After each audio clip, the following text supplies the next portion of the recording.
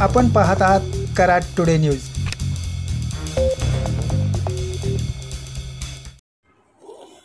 पुणे बेंगलोर महामार्गावर उंबरज तालुका कराड येथील तारळी नदीवर सध्या दोन्ही बाजूला दोन नवीन पुलांची उभारणी सुरू आहे। या पुलावर सध्या गर्डर बसवण्याचे काम सुरू झाले आहे।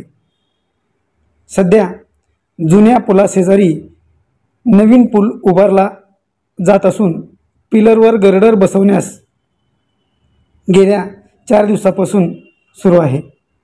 दोन भव्य क्रेनसह सध्या 3 गर्डर बसवण्यात आले असून पुलाच्या दोन्ही बाजूस दुहेरी लेनचे हे 2 पूल असणार आहेत। तारळी नदीवर सध्याच्या पुलाच्या दोन्ही बाजूस पिलर उभारणी पूर्ण झाल्यानंतर कराडकडे येणाऱ्या मार्गावर 6 पैकी 3 गर्डर पुलाच्या पिलरवर बसवण्यात आले आहेत। डीपी जैन कंपनीचे अधिकारी व इंजिनियर यांनी सध्या या कामाला गती दिली आहे। कराड टुडे न्यूजच्या माध्यमातून हे आपण सध्या गर्डर बसवण्याचे सुरू असणारे काम पाहत आहात।